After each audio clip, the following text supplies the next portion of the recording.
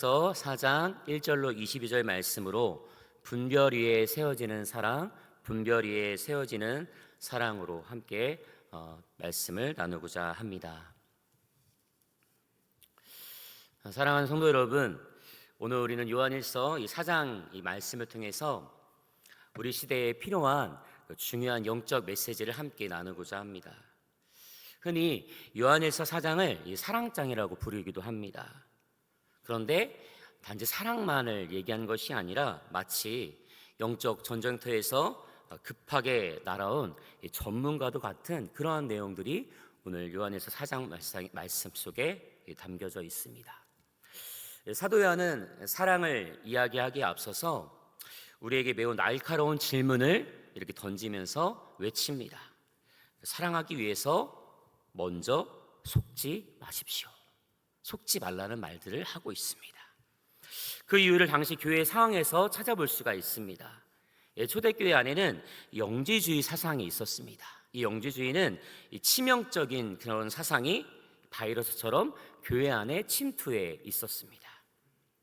그들은 신앙을 아주 세련된 어떤 지적 유의로 바꾸어서 예수님이 굳이 더러운 육체를 입고 오셨겠느냐, 그건 그냥 상징일 뿐이다라는 그런 자신들의 생각들을 교회 안에 퍼뜨리고 있었다라는 것이죠. 중요한 것은 내 영혼이 깨닫는 신비한 지식이다라는 그러한 말들로 인해서 교회 안의 성도들을 미혹하고 있었습니다. 겉으로 보기에는 굉장히 영적이고 마치 고차원적인 그런 신앙인의 모습 같지만, 그러나 그들의 가르침은 결국 멸망의 길로 끌고 가는 미혹의 영들의 모습과도 같았습니다. 십자가의 고난이 사라지니 희생적인 사랑도 사라지는 것과 같습니다.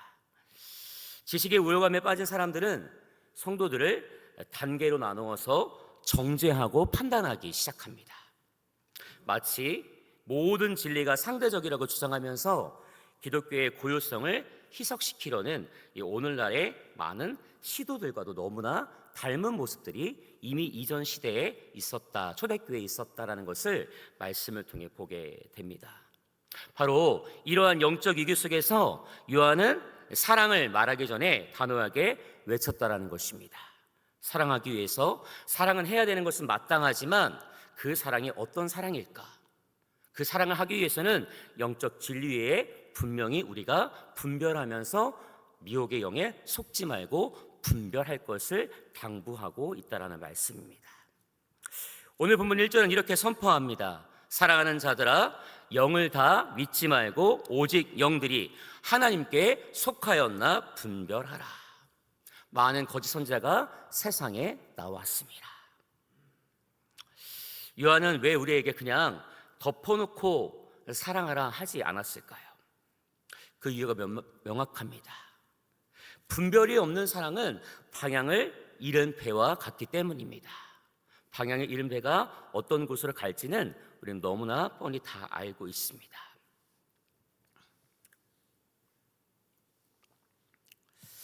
우리는 이 세대를 살아가면서 말씀의 홍수 속에 살아가지만 말씀을 좋은 것들만 듣고 싶어서 유튜브도 너무나 많이 보고 이 범람하는 말씀 속에 마치 그 안에 미혹의 영들이 있다는 사실을 모른 채 우리는 그 말씀들을 너무나 많이 들을 때가 있습니다. 저도 성경 말씀을 좀 공부해보고자 이전에 학교 다닐 때 유튜브를 많이 보게 되었습니다. 근데 유튜브를 열심히 보고 있는데 갑자기 졸음이 막 오기 시작하는 것입니다. 왜 이렇게 졸음이 오는 것일까? 결국에는 말씀을 다 듣지 못하고 그냥 꼬꾸라졌습니다. 나중에 알고 보니까 그 말씀을 전했던 그 목사님이 이단이었다는 사실입니다. 여기서 느낄 수가 있었습니다. 대구에 있었을 때도 어느 곳에 있었을 때도 미혹의 영들이 다가옵니다. 그런데 우리가 말씀에 대해서 너무나 문자적으로 다 알지 못할지라도 삶을 통해서 하나님이 주셨던 말씀들이 우리 안에 내재되어 있을 때 그 순간에 처음에는 알지 못하지만 말을 섞고 이야기하다 보니까 또 겪다 보니까 이들이 이단이다라는 것들을 분명히 알 수 있다라는 사실입니다. 그것은 우리가 하는 것이 아니라 하나님 안에 거하는 사람들에게 분명히 있어야 되는 믿음의 증거가 될 줄로 믿습니다. 우리를 흔드는 미혹의 영들이 다가오겠지만 우리는 절대 하나님의 말씀으로 인해서 우리는 절대 흔들리지 아니할 줄로 믿습니다. 그렇습니다. 좋은 감정에 휩쓸리는 그런 시대를 따라 살아가는 사람들의 모습을 보십시오. 본질을 잃고 비본질로 인해서 마치 교회에서 들려지는 말씀을 듣고 그 말씀이 양식을 따라 살아가는 것이 아니라 다른 것들을 너무나 많이 듣고 싶어하는, 추구하려 하는 그런 사람들의 모습이 있습니다. 미혹의 영에 끌려가지 않는 우리가 될 수 있기를 소망하면서 잠언 14장 12절 말씀은 경고합니다. 어떤 길은 사람이 보기에 바르나 필경은 사망의 길이니라 라고 이야기합니다. 말씀합니다. 제가 영화를 보았습니다. 근데 영화 안에 한 장면이 정말 기억이 납니다. 3명의 친구가 어느 곳에 갔는데 외국 영화인데 이렇게 예쁜 아가씨들이 맛있게 차려놓은 식탁이 있었습니다. 그래서 열심히 배가 고프니까 막 이렇게 옆에서 붙어서 이야기도 하고 맛있게 먹고 있었습니다. 근데 한 친구가 눈이 띄는 것입니다. 어떻게 눈이 뜨였냐면 옆에 있는 그 아름다운 여자들의 모습이 귀신이었다는 것입니다. 밥을 먹는데 구더기를 먹고 있는 것입니다. 그것을 보는 장면이 영화에 딱 봤을 때 이게 마치 영적인 영화는 아니었겠지만 이 장면 하나를 보면서 알 수가 있었습니다. 우리가 살아가는 세상이 보여지는 것이 아름답고 멋지고 좋은 말씀이다 할 수 있겠지만 하나님의 생명의 말씀이 우리의 마음을 통해서 만약에 목사님들을 통해서 전도사님들 통해서 들려질 때에 또 세상의 많은 사람들이 미혹할 때 영적인 눈이 뜨이지 않으면 마치 구더기를 먹고 있는 귀신에게 홀려서 당하는 모습들. 우리가 이 말씀을 정말 잠언 말씀 14장 12절 말씀을 기억하면서 어떤 길은 사람이 보기에 바르나 필경은 사망의 길임을 기억하면서 우리가 사망의 길로 가는 것이 아니라 하나님이 인도하시는 믿음의 길로 나아가게 될 줄로 믿습니다. 그렇습니다. 우리는 하나님 안에 온전히 붙어 있어야만 합니다. 그렇습니다. 우리 주변에 이렇게 우리를 미혹하는 사람들이 너무나도 많습니다. 그러나 단지 눈에 보여지는 이단이 아닙니다. 보여지지 않는 아주 교묘하게 속여서 마치 양과 같이 늑대가 양 부리에 속해서 우리를 그렇게 조금씩 유혹하고 미혹하는 영들이 많다라는 사실입니다. 요한이 말하는 영은, 여기서 말하는 영은 모든 영을 다 믿지 말라, 분별하라. 단지 귀신의 이야기를 하는 것이 아닙니다. 그것은 우리의 삶을 이끌어가는 가치관과 철학 같은 것들, 이 시대를 지배하는 이 문화적인 흐름들조차도 우리의 영을 충분히 미혹할 수 있다는 사실을 우리가 기억할 수 있기를 소망합니다. 제가 좀 전에 말했던 유튜브와 같은 일들도 마찬가지입니다. 우리가 많은 것들을 들으려 하지만 그 듣는 것이 전부가 아니라는 사실입니다. 하나님의 말씀을 곱씹고 상고하고 베레아 성도들이 어떻게 했습니까? 강단에서 들려지는 말씀이 그러한가 하여 돌아가서 상고했다. 말씀이 그러한가 하여 말씀을 의심하는 것이 아니라 이 말씀이 진짜 하나님의 진리의 말씀이 기록되어지고 그 말씀대로 살려고 애썼다는 모습이 베레아 성도들에게 있었음을 우리는 기억합니다. 오늘 우리 성도님들 목사님 말씀을 통해서나 여러 교육자분들의 말씀이 들려질 때 그 말씀이 그러한가 하여 의심하는 것이 아니라 돌아가서 말씀을 묵상하면서 하나님의 말씀이 온전히 전파되었는지, 그 말씀이 나의 삶을 이끄는 능력의 말씀인지 분명히 들여다보고 그 말씀대로 살아가고 붙드는 우리 모두가 될 수 있기를 소망합니다. 그렇습니다.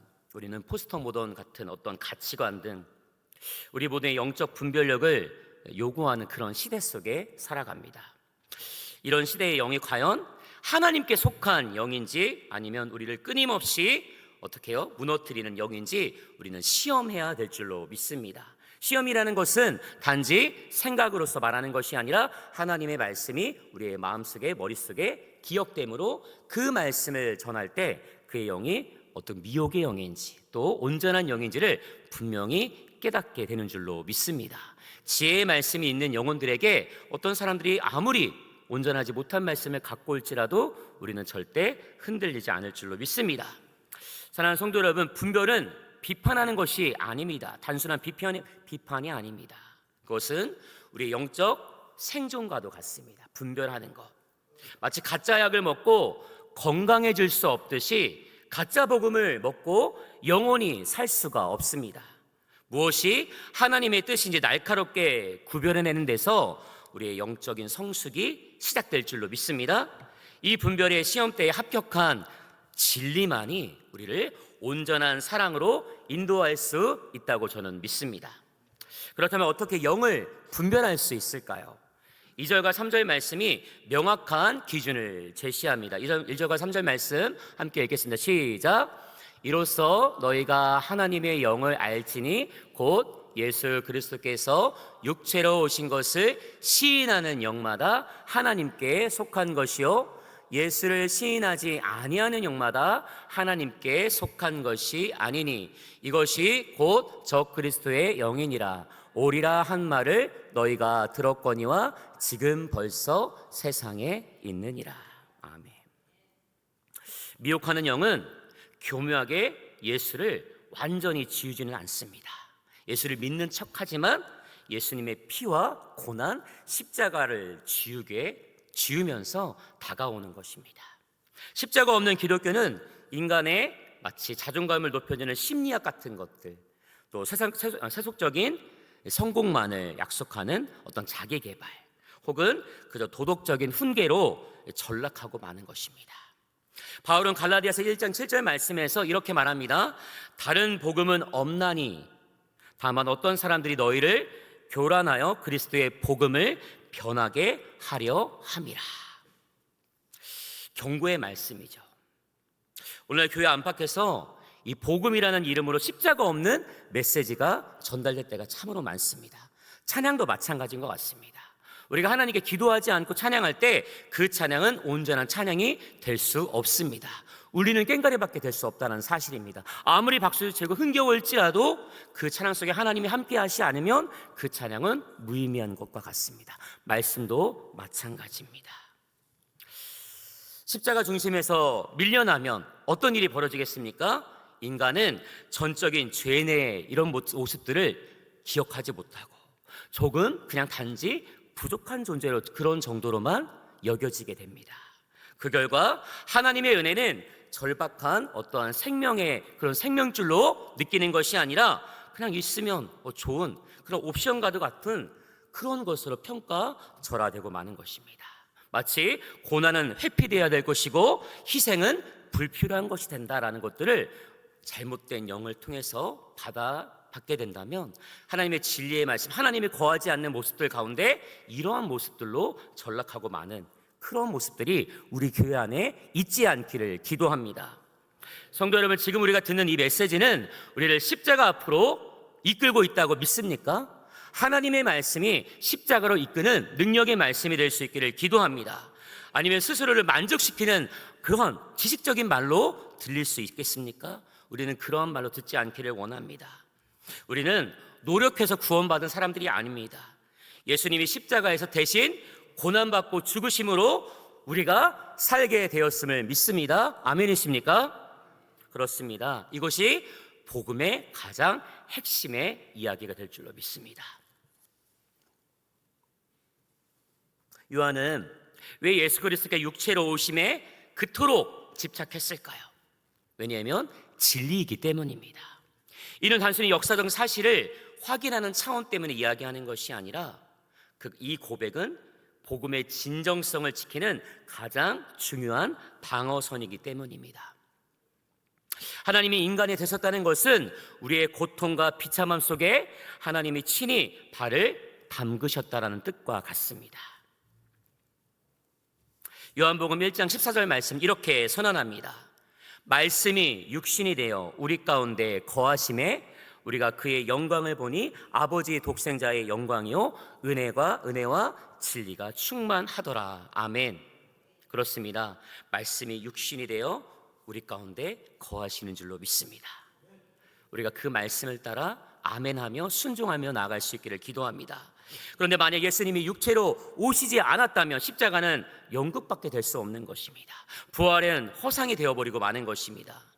그분은 우리의 아픔과 죄를 그냥 단지 보고 불쌍히 여기셨던 분이 아니라 우리와 같은 자리에서 동일하게 똑같은 고통을 겪으셨고 죽음까지 십자가를 짊어지고 죽음까지 걸어가셨던 육신의 옷을 입고 오신 예수 그리스도이심을 우리가 믿고 살아가는 줄로 믿습니다. 그것을 흔드는 것들이 바로 미혹의 영이 된다는 사실입니다. 성육신은 기독교의 가장 위대한 신비입니다. 무한하신 하나님이 유한한 인간의 몸에 스스로 오셨습니다. 왜 그러셨을까요? 우리를 사랑하셨기 때문입니다. 단지 멀리서 불쌍히 여겼던 그런 저 사람 얘네들 너무 불쌍하다 이런 것이 아니라 함께 죽어주는 그리스도의 사랑, 우리를 너무나 크게 사랑하셨습니다. 이 사랑이 절대 잃어버리지 않는 진정한 사랑이 될 수 있기를 소망합니다. 이 성육신의 정신은 오늘날 우리가 고난받는 이웃과 소외된 자들에게 다가가서 그들의 삶 속에 함께 들어가서 그들의 아픔에 동참하는 사랑의 실천으로 이어져야 될 줄로 믿습니다. 하나님 사랑은 이어져야 되는 것입니다. 하나님의 사랑은 막혀서는 안 됩니다. 저 때문에 막혀서 안 되고 우리 성도님 때문에 막혀서는 안 되는 줄로 믿습니다. 그 희생의 사랑이 절대 평가절하되지 아니하도록 하나님의 사랑이 날마다 흘러갈 수 있도록 우리가 주님의 사랑 안에 거할 수 있기를 주님의 이름으로 기도합니다. 자, 2절 말씀에서 육체로 오신 예수님을 시인하는 자들이 하나님께 속했다고 말했다면 13절부터는 우리가 어떻게 하나님 안에 거할 수 있는가를 설명합니다. 그의 성령을 우리에게 주심으로 우리가 그 안에 거하고 그가 우리 안에 거하시는 줄을 아느니라. 아멘. 하나님 안에 거한다는 말은 단순히 감정적인 어떤 황홀경에 빠졌다라는 것을 의미하는 것이 아닙니다. 그것은 하나님과 지속적인 관계가 이어졌다, 그리고 어떠한 상황 속에서도 변치 않는 그러한 관점에 고정된 의미를 부여하고 있습니다. 예수님은 요한복음 15장 5절 말씀에서 분명히 말씀합니다. 나는 포도나무요 너희는 가지라. 그가 내 안에 내가 그 안에 거하면 사람이 열매를 많이 맺나니 나를 떠나서는 너희가 아무것도 할 수 없습니다. 세상이 우리에게 너는 가치 없어, 너는 실패했어 라고 속삭일 때 하나님 안에 굳건히 거하는 그러한 사람들은 십자가를 바라보는 믿음의 사람들이 될 줄로 믿습니다.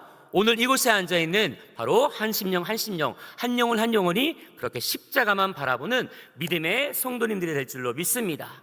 아무리 세상에 어떤 미혹된 영들이 다가올지라도 십자가의 은혜의 사랑을 붙들고 나아갈 때는 그 사랑은 절대 무너지지 않고 벗어지지 않고 끝까지 이루어내는 사랑이 될 줄로 믿습니다.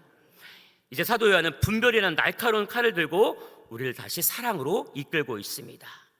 그렇습니다. 7절 말씀, 이런 말씀, 사랑하는 자들아 우리가 서로 사랑하자. 사랑은 하나님께 속한 것이니, 이 말씀은 사랑한다라는 거, 그냥 우리가 서로 사랑하는 거, 내가 저 사람을 사랑하는 거 일반적인 사랑이 아니죠. 그 사랑을 지키는 사랑이 될 줄로 믿습니다. 미혹의 영 가운데 내가 저 영혼을 살리기 위해서 나만 사는 것이 아니라 내 주변의 영혼들을 사랑하면서 함께 묻고 지켜줄 때 그것이 진정 하나님이 원하시는 믿음의 사랑이 될 줄로 믿습니다. 요한은 20절 말씀에서 우리에게 아픈 말을 던집니다. 보는 바 그 하나님을 사랑하지 아니하는 자는 보지 못하는 바 그 하나님을 사랑할 수 없습니다.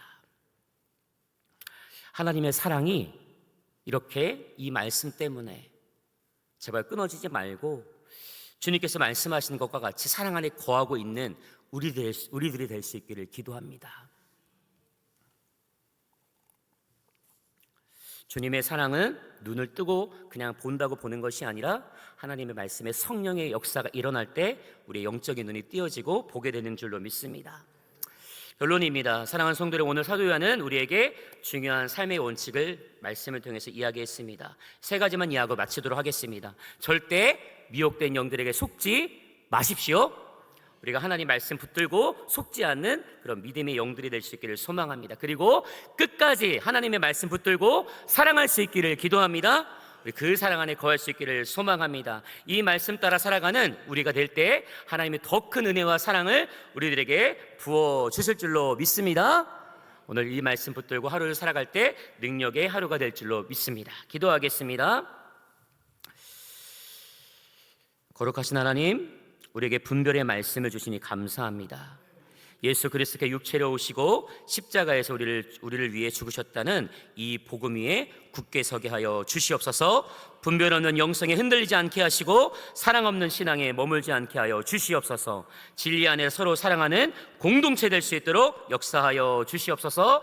우리 안에 계신 이가 세상에 있는 이보다 크심을 믿으며 예수 그리스도의 이름으로 간절히 기도드립니다. 아멘.